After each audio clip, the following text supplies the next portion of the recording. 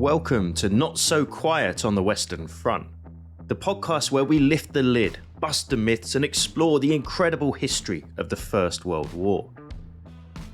I'm Dan Hill, a military historian and battlefield guide specialising in the history of the war on the Western Front.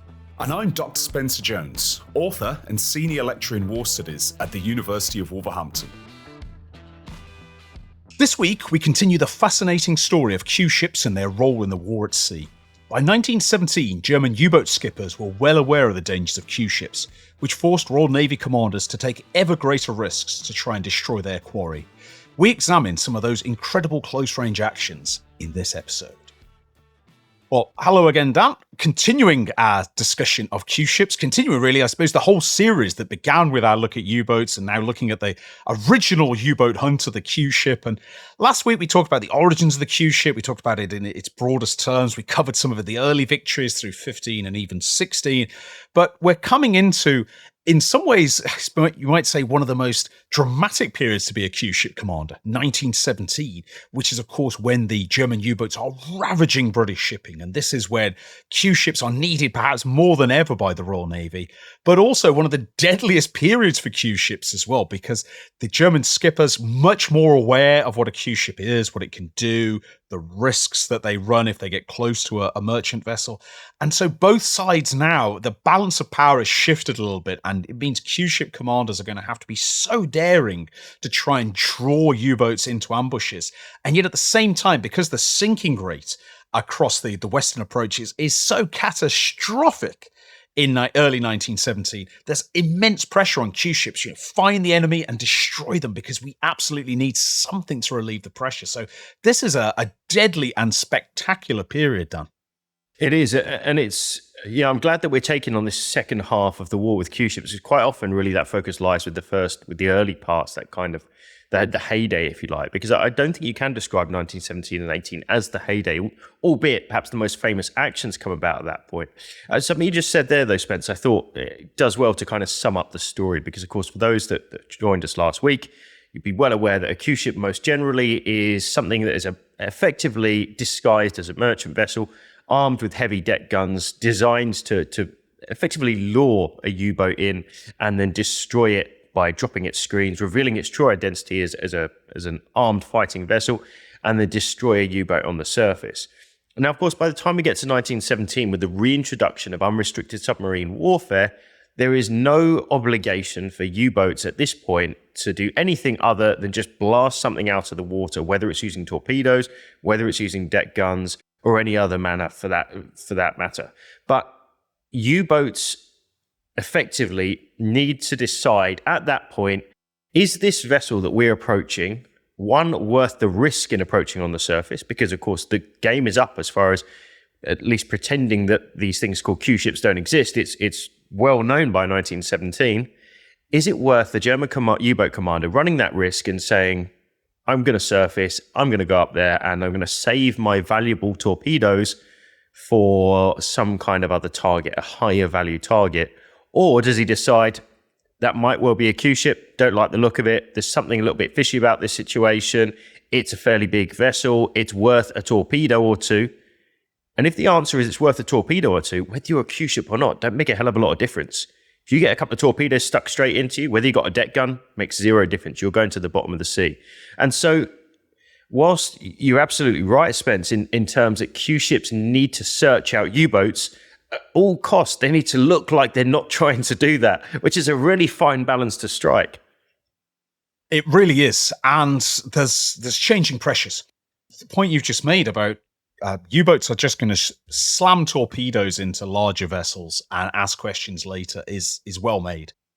Q ships come in all different shapes and sizes, from absolutely tiny Q ships. In fact, a Q ship in 1915 actually secures a victory, even though it has no actual engines, which is absolutely remarkable. Incredible story. A tiny Q ship called Invalien, which is a sailing ship, actually manages to destroy a small UB vessel. But by 1917, there's this question about, well, how big do you want a Q ship? Because if it's too small, it doesn't have the firepower to really threaten a U-boat. that incident in 1915 notwithstanding. If it's too big, a U-boat's just going to torpedo it and not ask questions. So you need this balance of a ship that's big enough for the U-boat to care and want to engage it, but not so big the U-boat's just going to torpedo it and sail away. And certainly through 16, there's only 2 Q-ship victories in 1916 out of 22 U-boats lost to war causes, so not many. Q-ship skippers are beginning to say, well, we're going to have to take more and more and more risks to try and draw the U-boats onto us. And there's probably nobody more determined to actually do this than a legendary figure of the Royal Navy, and this is Captain Gordon Campbell. There is nobody more famous when it comes to Q-ship command and U-boat hunting than Captain Gordon Campbell, who is a very aggressive Royal Naval officer. He'd been commanding HMS Farnborough, which carried out the first ever successful depth charge attack on a U-boat in March 1916. So he definitely is in favor of serious action. But he spent the rest of 1916, after this remarkable victory, really cruising around looking for an opportunity, and he's not had one. Farnborough is a very well-disciplined Q-ship, but just not had the opportunity. He's not seen a U-boat through most of 1916. And it doesn't see any action, doesn't fire a shot in anger from its sinking of U-68 in March 1916 up until February 1917. It's just cruising around looking for trouble.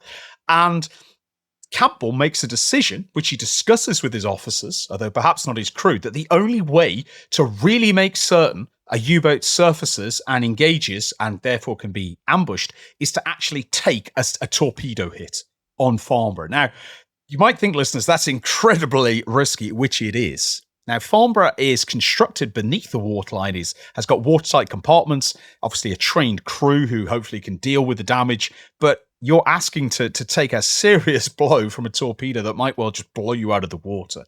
But Campbell is determined that this is the only way you're going to get a U-boat to surface.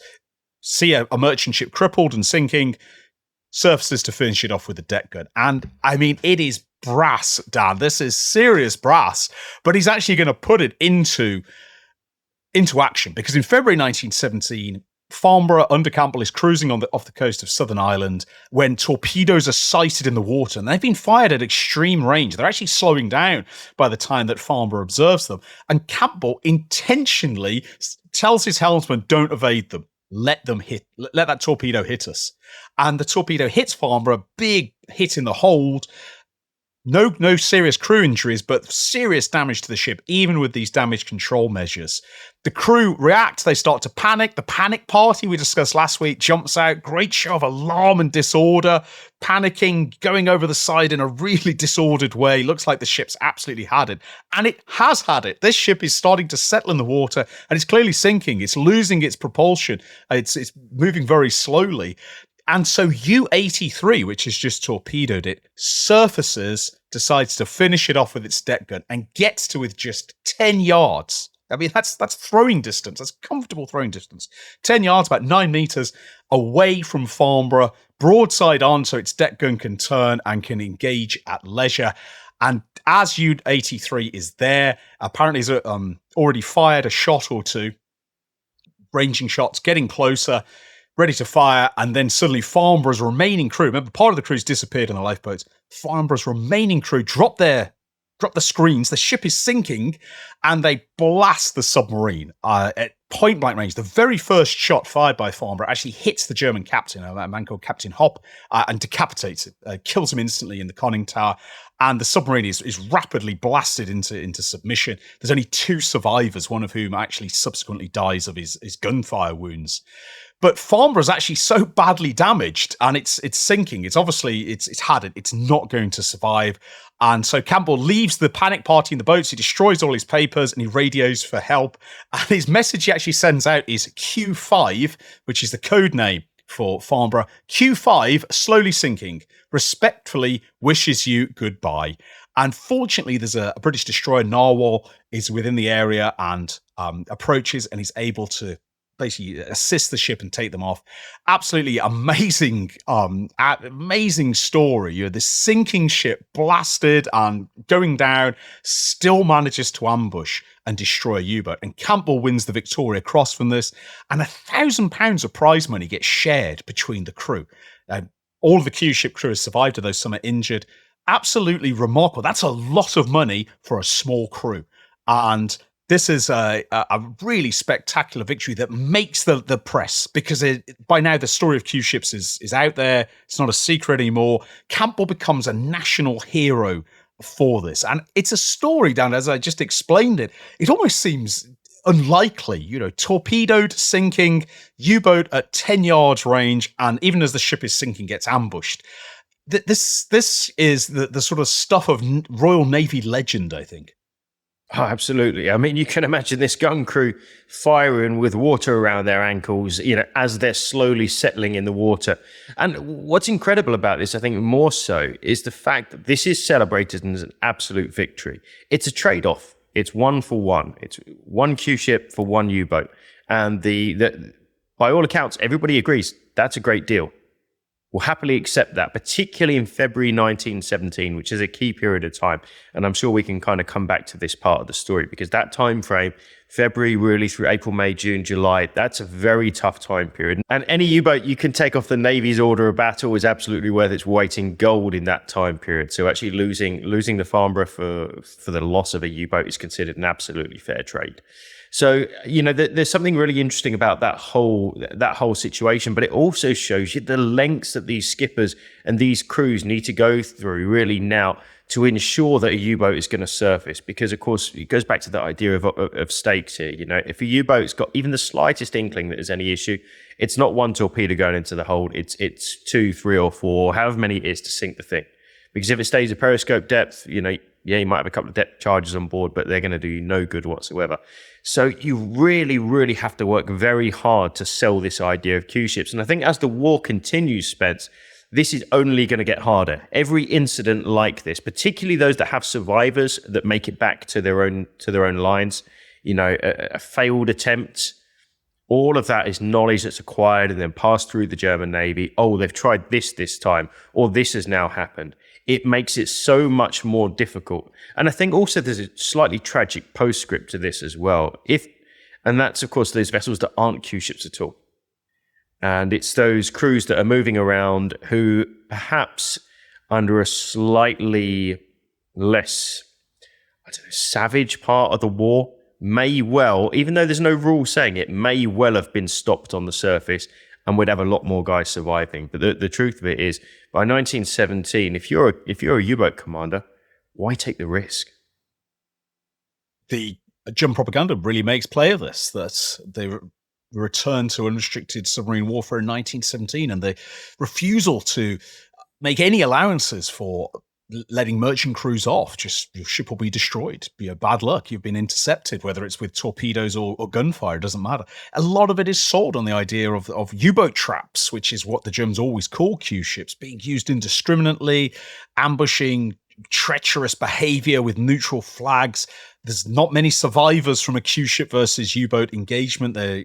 The ranges are too short and so on. And the Germans say, well, you've created this. You are terrorizing our U-boats with these treacherous vessels, and so we're going to terrorize your merchantmen in return. And I think that the German Navy would have done this anyway. The big part of their strategy was to terrorize merchantmen and discourage merchantmen from even trying to get to Britain. It'd be so dangerous and so terrifying. Why would you even run the risk through the Western approaches? But the Q-ships provide a sort of cover and add to this terrible nature of war at sea, because you're so isolated. Q-ships operate alone, U-boats operate alone. There's no help coming, or there's not much help coming.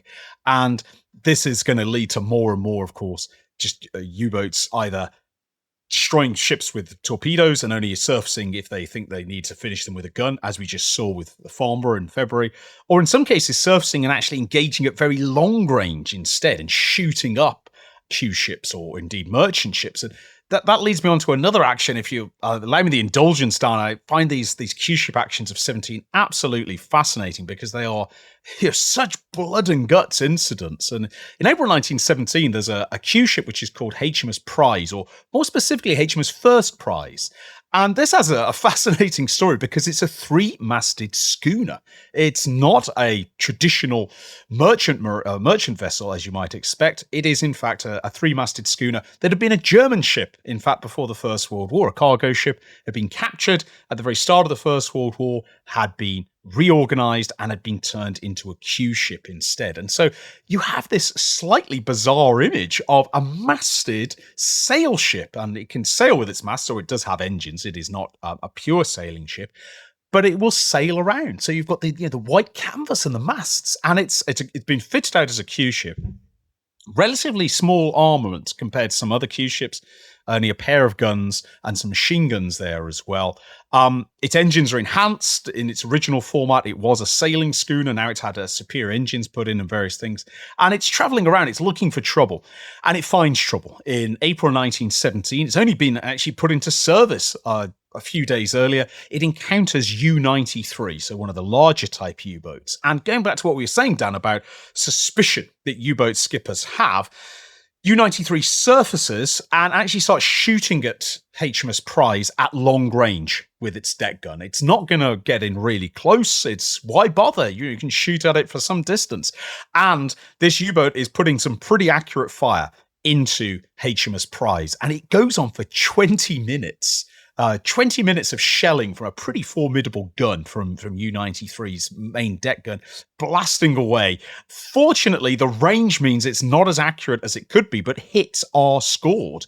This is an 88mm gun, blasting away. Price takes a number of hits, a number of men are wounded in the process. The panic party disappears to give the impression that actually Prize has been abandoned, and Prize is beginning to settle in the water. It appears to be sinking, can't see any movement on deck. The panic party has rowed away, and U-93, of course, closes in for the kill. Partially because it's shooting at long range hasn't really been that effective, and U-93 doesn't want to be on the surface much longer. The longer you're on the surface as a U-boat, the more dangerous it is. It's already been shooting at Prize for 20 minutes, wants to close in for the kill. Closes in for the kill, and of course, as it does so, Prize drops its pretense, raises the fighting ensign, all opens fire with everything it's got on U-93, which isn't a lot. Prize is not a heavily armed, I should say, a Q ship. And U-93 is raked end to end, but is able to actually dive and get clear. But it's absolutely blasted. I mean, it is really seriously damaged. It's partially on fire. It actually has an emergency surface at one point. Its bows burst out of the ocean before it dips back down. A number of U-boat crewmen are killed and wounded. Her captain has been blown out of the conning tower and gets captured. But U-93 actually manages to get away. It manages to limp home. Badly damaged as it is, it just about survives and struggles back. It takes 9 days to get home, and it has to go through this dreadful Dover barrage, which is really deadly for U-boats. U-93 has a terrible adventure of its own, but Prize has struck and has ultimately been victorious. And another sort of fascinating example, Dana, can you imagine the image of this masted schooner, a ship from a more elegant age, getting shot at by a U-boat until eventually the U-boat gets close enough to ambush it? If you put this as a sort of Netflix serial or as a TV movie, people probably would say, well, that seems a bit unlikely, but it actually happened. That's the incredible thing about it. And it doesn't just happen once, it happens repeatedly. Actually, whilst these incidents are relatively few and far between as 1970 goes on, and especially into 1918, every one of those successful attempts to attack, or almost successful, as we've just heard about the case of HMS Prize there, successful, almost successful attempts, quite often they're very highly rewarded in terms of high awards of medals. So Lieutenant William Sanders, RMBR, gets the VC for that action with HMS Prize. Many other people are rewarded with that kind of thing because, of course, it's something that the Navy wants to encourage. It's, of course, incredibly dangerous, but for each one of those actions, there is something special that needs to happen. And I think all of it comes down, in a sense, Spence, to holding your nerve. And I think you can put that across the entire Q-ship branch, really. The amount of nerves of steel that it takes to actually hold on long enough to get into the fight. Because bear in mind, U-boats are holding all of the ace cards at this point. These are the guys that, if they want to, can engage, as we've just heard, at distance and could stay at distance. They've got torpedoes they can use if they want. They basically have to be lulled into such a sense of security that they feel it's worth going in close in order to knock out a lame duck, a wounded vessel that really can't fight back. But it does happen.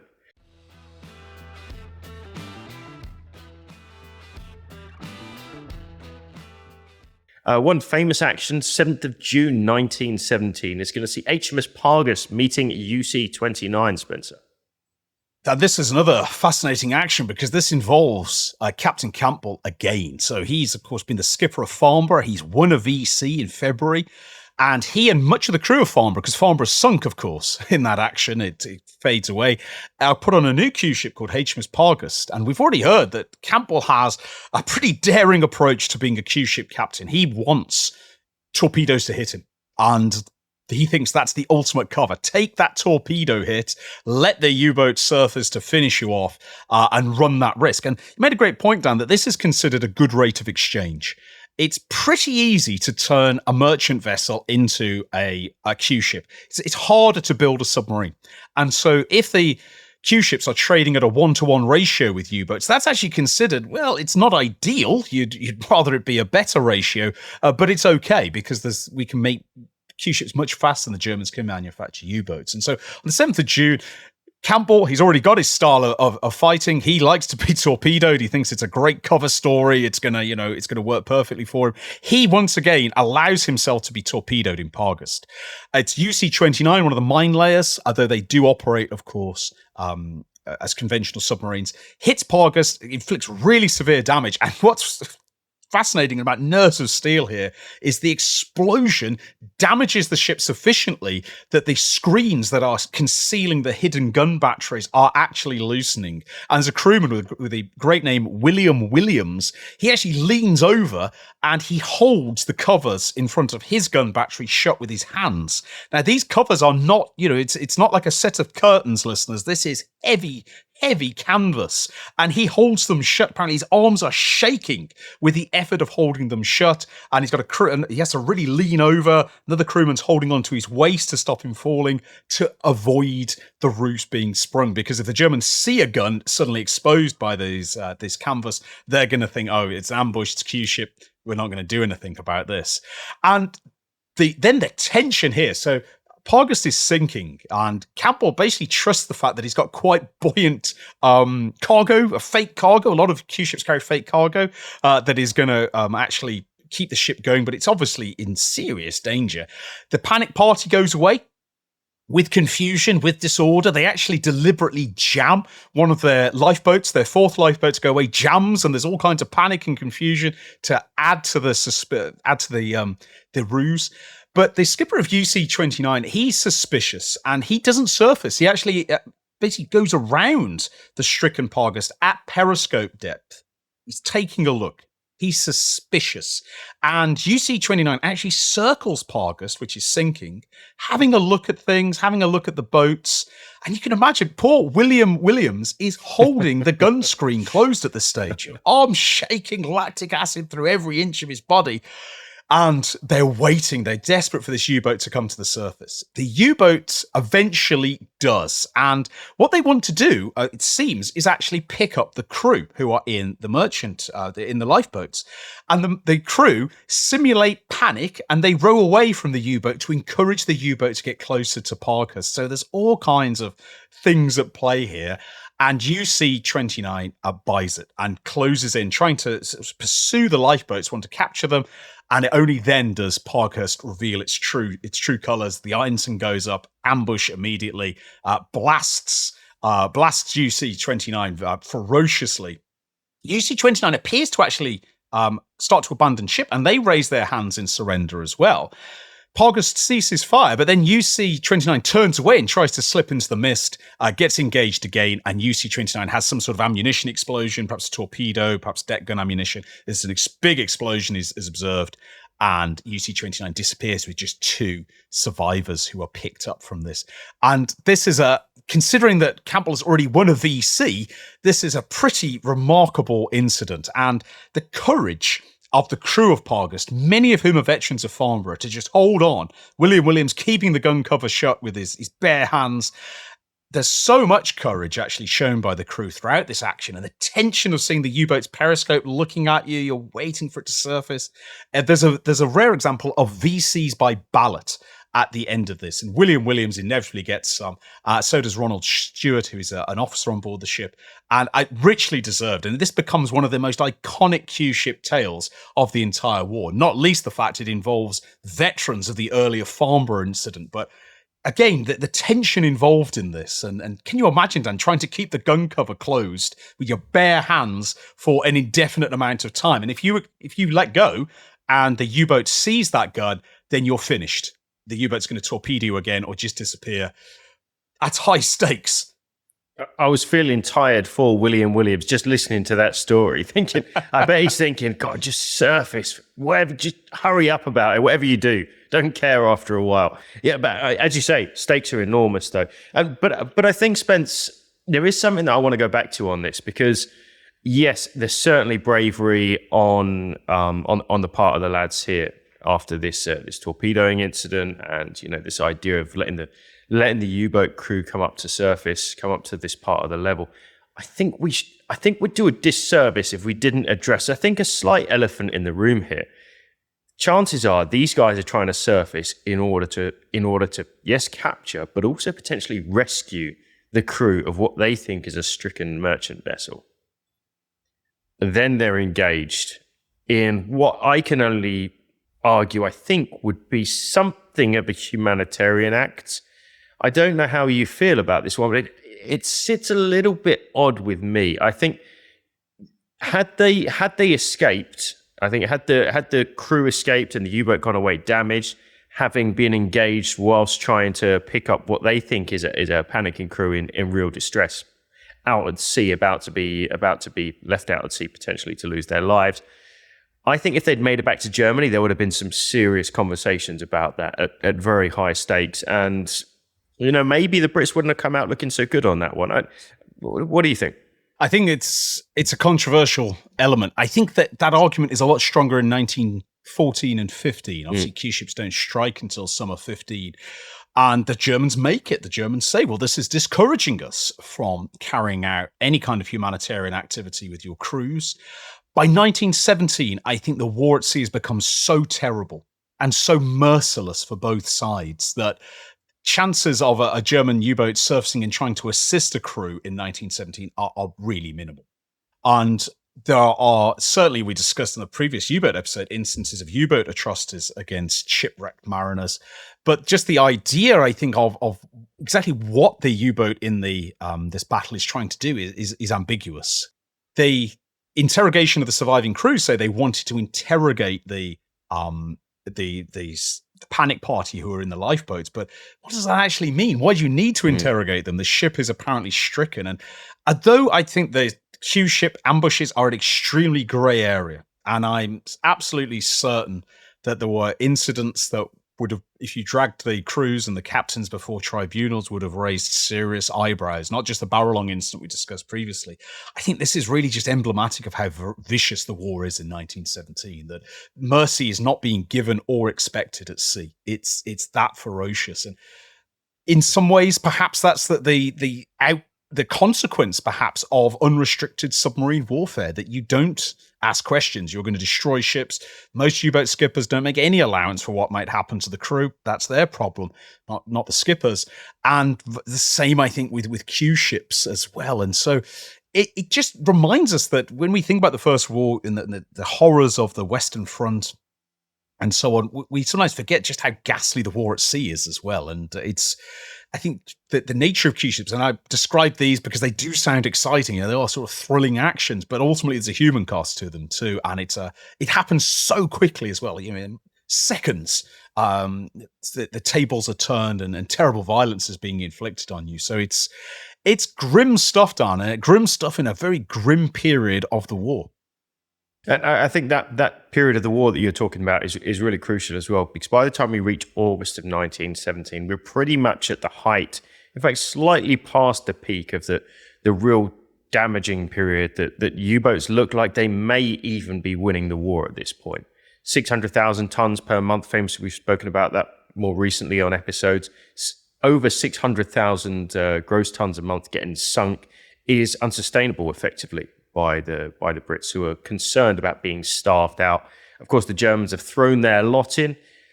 The idea of Q ships kind of coming into the mix at the same time as convoy is introduced and various other things, it means that those ships that aren't being convoyed, and Q ships don't engage in convoys typically, you've got a higher proportion, if you're a German crew now, of finding a straggler. You've got a much higher chance that it's a Q ship than it is a lone legitimate merchantman, which isn't going to do any harm.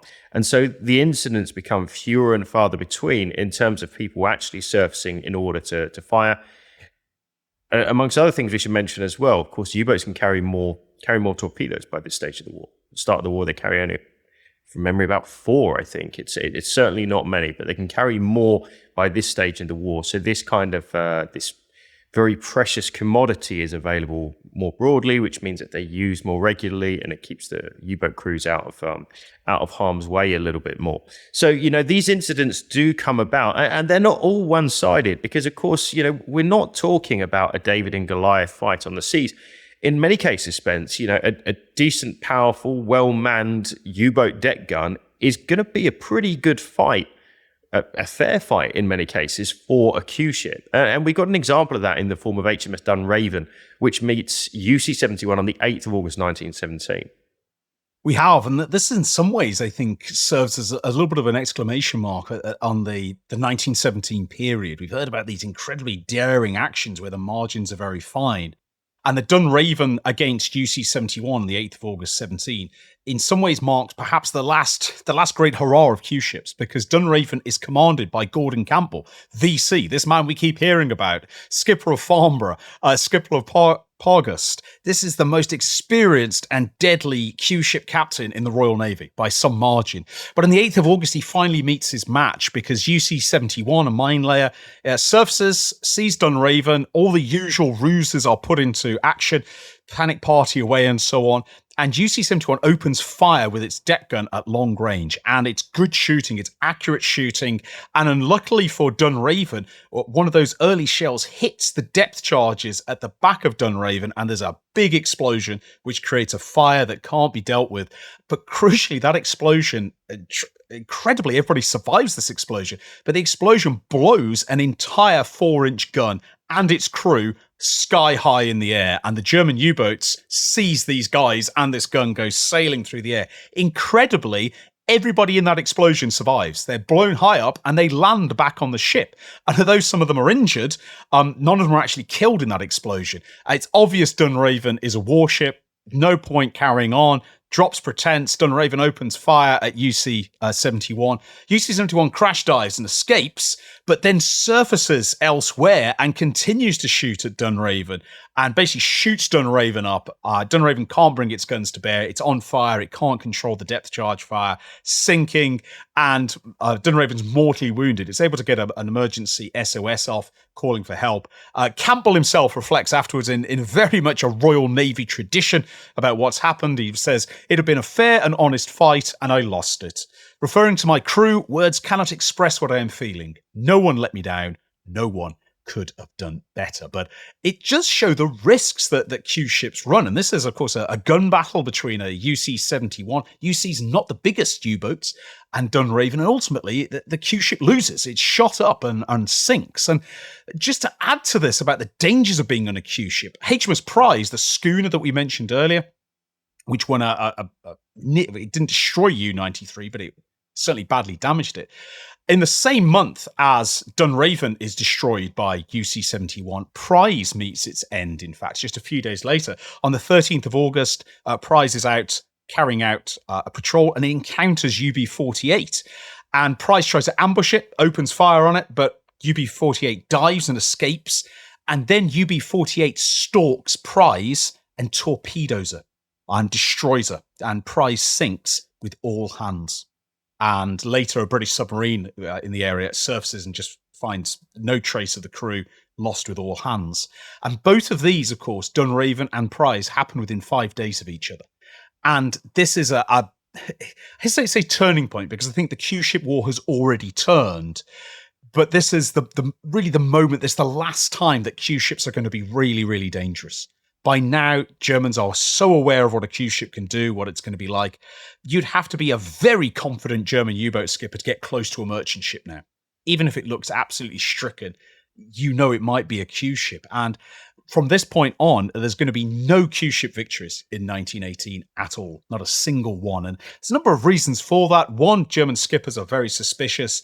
And secondly, the convoy system has come in, and you don't need Q-ships in a convoy system because they're not individual. Now there's going to be destroyers and so forth escorting them.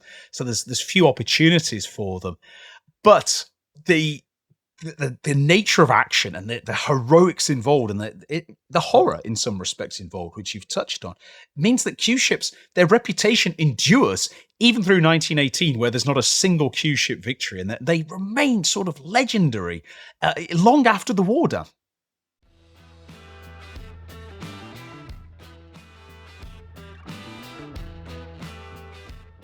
Yeah, there's something almost of the fighter pilot spirit about Q-ship crewmen. It's these guys that were willing to go out and risk everything and know that, you know, as a crew, you will survive together or you'll probably perish together. You know, these guys were rolling the dice all of the time. Yeah, there were merchantmen traveling through that area throughout the entire war, and they run a gauntlet every time they do that. Imagine running a gauntlet, but trying to get the enemy to actually capture you, and then hope that your tactics are going to win the day. That's an incredibly dangerous thing, and I think the crew of Prize is a perfect example of that.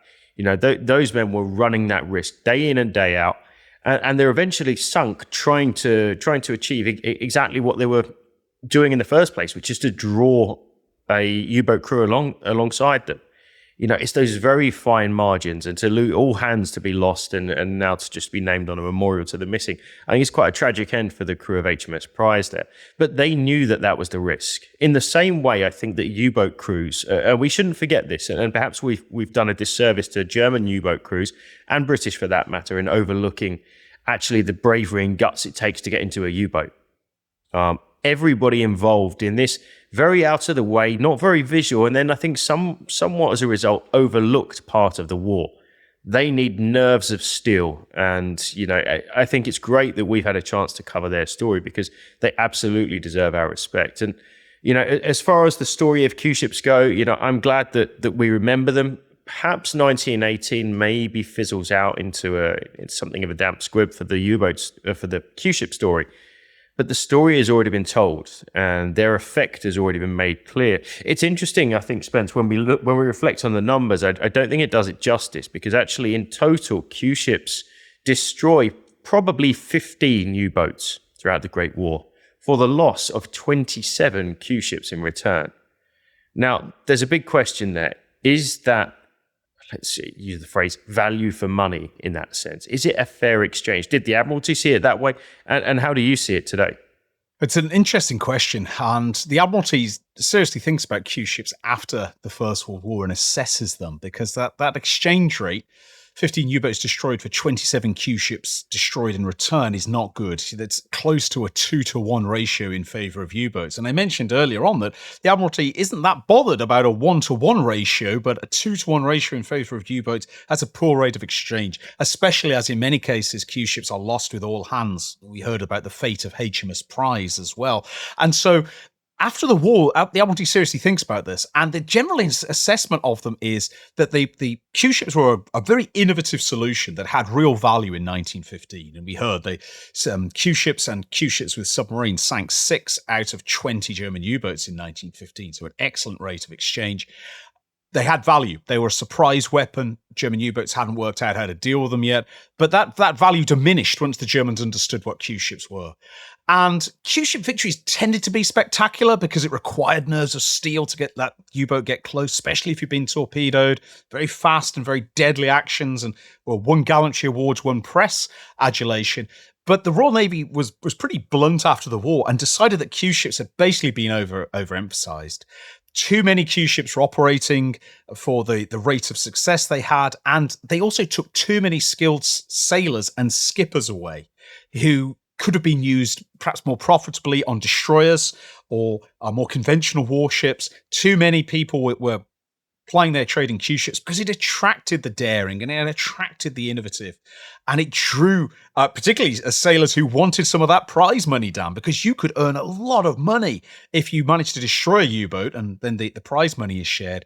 But the Royal Navy decided ultimately after 1916 it had not been worth it, that despite these spectacular victories we've been discussing, ultimately it just didn't really work out. There was resources could have been used elsewhere. But before we're too critical of the Admiralty for using Q ships, it's worth remembering that all nations operated Q ships.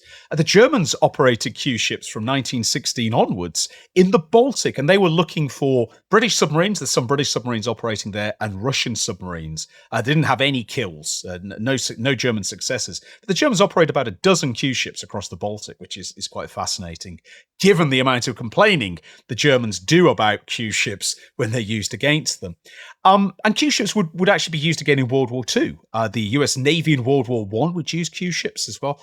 So they were, despite this post-war sort of criticism, they were still emphasized a great deal. And I think a big part of that, Dan, was how fascinating they were to the public. Because for a public that was desperate for tales of heroism, and you made this great comparison earlier about Q ship skippers not unlike fighter pilot heroes of the First World War, to be able to personify individual heroism in the shape of a small Q ship, in the shape of an individual skipper, was very appealing to a wide range of the public. And that's what I think makes Q ships so famous even after the war. And you can sort of understand why, especially in the context of 1917. Really, really awful year for the Allies. Terrible sinkings, the French army mutinying, German Gotha bombers hammering London, Passchendaele's bogged down in the mud. There's no good news anywhere.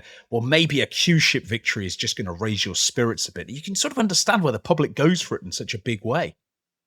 And I think particularly because it's the Royal Navy and because it's Britain.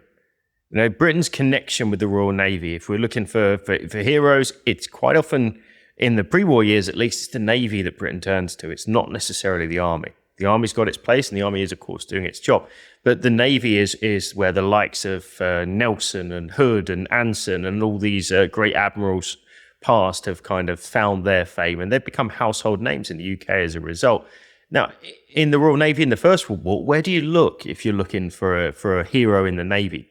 Do you look at your BTs and your guys that are in the big grand fleets up at Jutland? Do you look at, these different actions? Or do you look at this slightly more underdog style story that actually Brits tend to love? Is it the small Q ship fighting a secretive war in a place that we can't see, but the stories that we hear?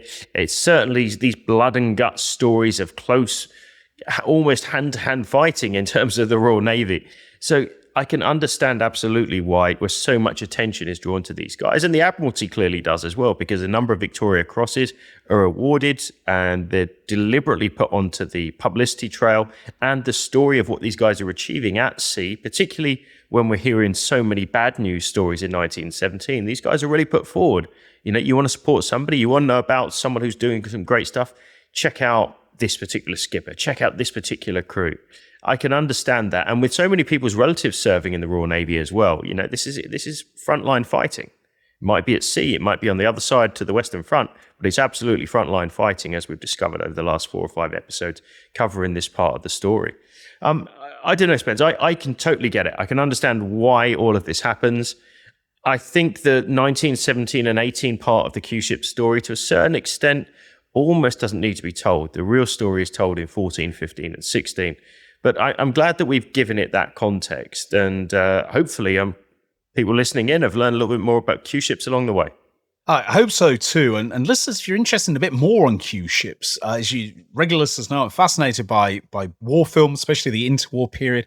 There's I have to say it's not a brilliant movie, but there's a movie about Q ships made in 1928, silent movie called Q Ships. Not a brilliant movie, but it's worth a watch for 2 reasons. One, some of the extras were actually Q ship crewmen in the war, so always interesting to see veterans actually acting in films of the 1920s. This is an example, a chance to see some of that.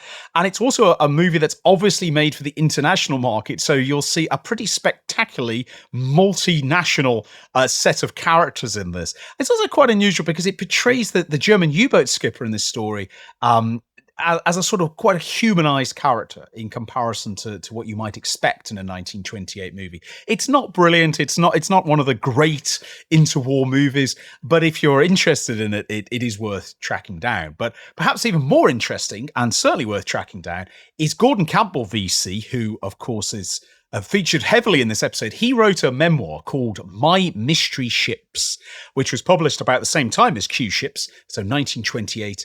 And it is a memoir of its time, but unlike a lot of memoirs, this is a pretty lively read. And Campbell's My Mystery Ships, you can get it for free online. It's long out of copyright. It's long out of print. You can look it up. You just search for it and book. You'll find it online. Worth a read because there's some fascinating details about just what an absolute daredevil Campbell was and what a heroic figure he was. And just to sort of finish on Campbell, it's worth noting that his VC actually sold for £850,000 in 2017 to a family member, which is always sort of quite pleasing to see that it stays in the Campbell family. I think it was one of his great nephews or something like that was able to raise money and buy it. I don't believe it's on display anywhere, though I stand to be corrected on that. But the very fact that his VC is still able to raise almost £1 million at auction, I think tells you just what a famous figure he is. And his book, My Mystery Ships, certainly worth tracking down if we've whetted your appetite with this.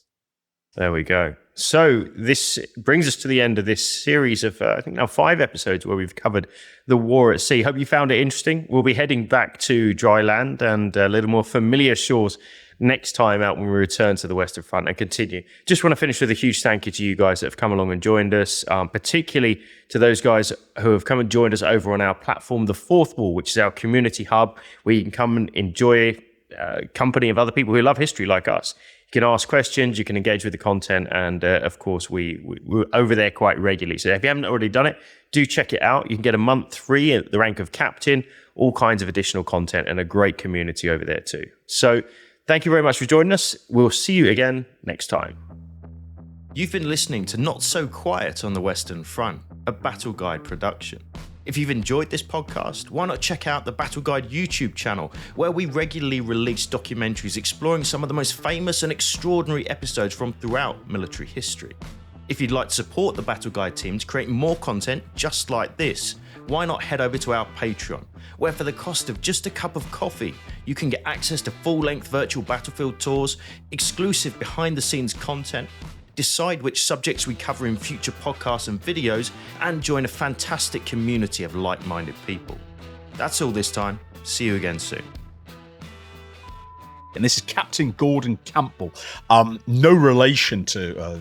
he wasn't a footballer, was he? Forget this. Any U-boat that you can take off the Army's... in this case, sorry, if they're not... You don't get Army U-boats, do you? No.